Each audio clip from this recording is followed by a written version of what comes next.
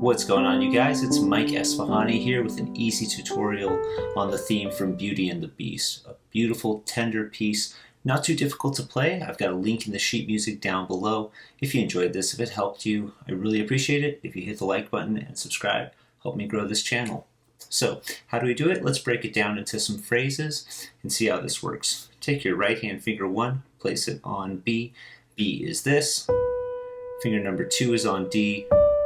4 is on F sharp, 5 is on G. A little bit awkward of a position, but that's how we start it. And bring your thumb into C. It's kind of our first gesture there. Let's do that again. Then we continue with the right hand, similar gesture. Open your hand up so that 1 is on B, like it was, 2 is on D. 3 now is on F sharp, and here's why. We want to open 4 up, that's our ring finger, to hit G, and 5 on A. Jump on down. This is much more simple, less awkward. 1 is on G here, and move on up 1 note at a time until you get to D. Come back down the same way you came up. Now, place 5 on C here and have your finger 1 opened up down to this D. Here's why. And that's kind of our first section there. So let's run through the right hand one more time together. Here we go. And then lift. Open your hand up so that you can accommodate that A. Come on down to G, work your way up to D, back down to G, move 5 on C, and down to D there.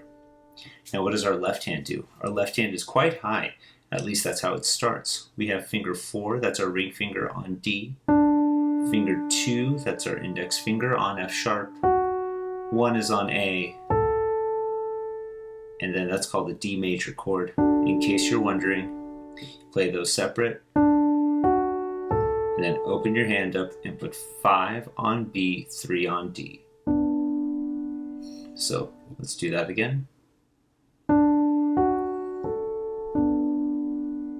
Lift up. Start similarly, but with 5 on D, 3 on F sharp, up to C. Close your hand up like this, 4 and 2 on G and B respectively. Lift. You're going to reach in a little bit awkward here. 5 on B, 1 on F sharp. But the next 2 notes, C and E, are right there, fingers 4 and 2. And now this is a gesture you've already seen, just an octave lower. 5 on D, 3 on F sharp, 1 on C, and then 4 and 2. Close your hand up. 4 and 2 are on G and B. All right, let's put all that together. That left hand didn't sound like much of anything, but when we add the right hand, it's super cool. Here we go. There's our left hand. Open up B and D, and open your right hand up. Now this part's a little bit awkward. Watch this. Right hand over left.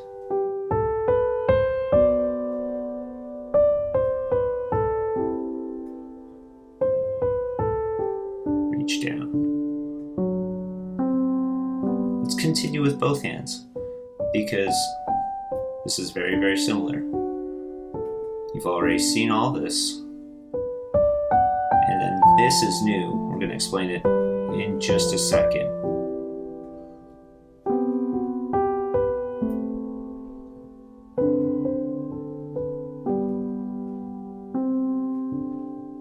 So beautiful. Okay, so what's different there? Well, basically, after we go, we jump down 3 on B, and everything's under our fingers. B, A, B, D, G.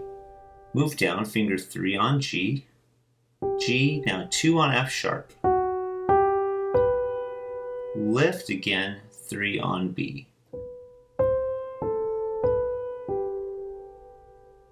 everything fits the hand nicely there. Meanwhile, the left hand's a little strange sounding, frankly. Left hand finger 4 plays a regular F, F natural, up to A, 3 on G, F natural again, and then our hands should more or less be naturally on E and C, fingers 5 and 1 respectively. And then watch this. This is a B and a C at the same time. And it sounds weird out of context, but within the piece it's quite beautiful. A and C, and then open up, 5 on D, 1 on C. Slide your thumb in, so that's on B, 2 on G. And then you've already seen those notes, they're just played separately. Okay, so now let's pick up where we left off there.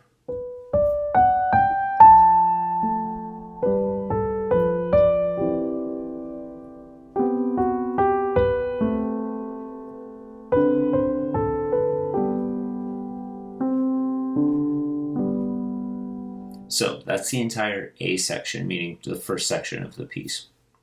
The B section has some similar gestures, but it's distinctly different. Let's run through the right hand of the B section together. Here we go. Right hand finger 1 is on G, and we climb our way up to D. Easy enough. Move on down. 1 on E, 2 on F sharp, cross underneath, 1 on G. That way your hand opens up, 5 is on E, and down to D with finger 4. Finger 1 back on G, you've seen this gesture. Up to D, then D down to G. Keep your thumb on G.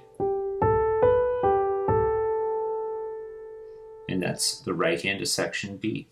I should mention, this is a good time to say that in general in piano, in all music, when a melody climbs, you want to do a subtle crescendo, and when a melody comes down the keys, you want to do a subtle diminuendo, as in you want to subtly get, well, I should say gradually get louder, not in any kind of exaggerated way, and then gradually get softer as the music gets higher or lower, respectively. So, watch again as I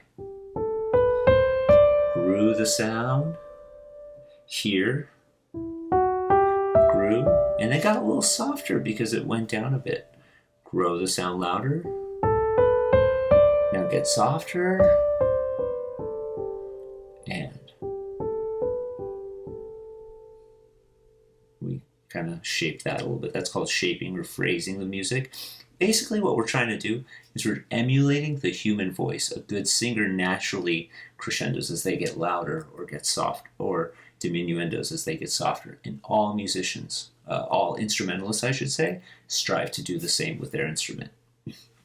Anyway, here's the left hand of section B, finger 5 on B. Basically, what I want you to do is I want you to frame an octave. B and B here, there's an F sharp in the middle. You're going to see this kind of shape, this gesture a few times. Move it on over.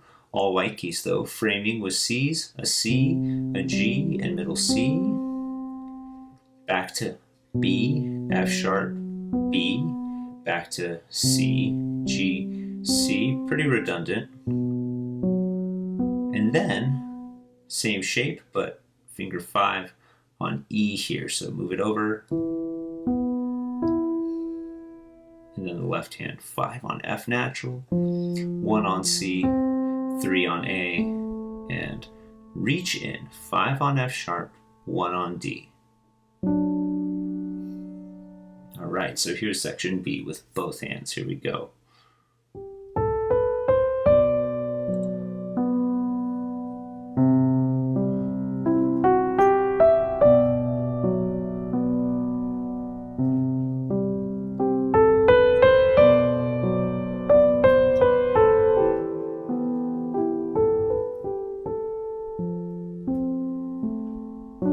You'll notice that I shaped everything as I got higher, I crescendoed, etc.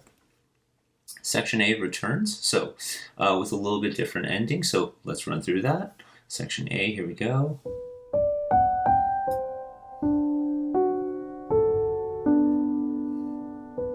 hand up.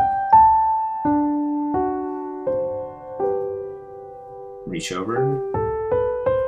Remember, you've seen all this. And I'm shaping everything.